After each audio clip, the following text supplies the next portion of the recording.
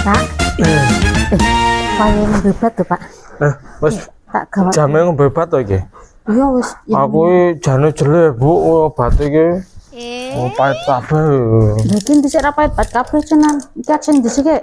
Nak kira-kira nak ditelepon dokternya kon ganti rasa-rasa ngono lho. Yang rasa mangga apa rasa apa wae penak obat iki. Ono obat rasa mangga. Nek nggo wong tuwa kira ono. Ono niki sirup kae nggo anak-anak. Kak mrene sing dhisik e.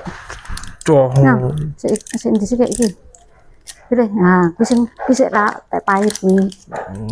Yo kabeh iki. Ya kabeh ben lek mari kok ya Jan. ben lek sehat neh. Mulakno to, nek wis badut sehat iki dijogo tenan awake. Lek turu ra wengi-wengi, lek maem sing teratur.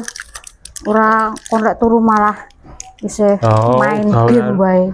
Ndruk bal-balan ora rampung. Gaweane kok banget ora ngono ku.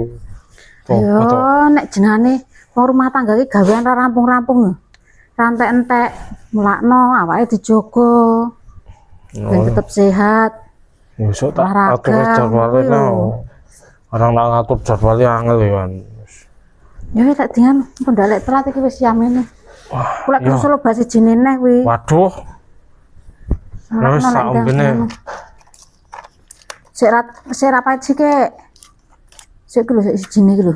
Sik cilik iki ra pahit kuwi. Wis.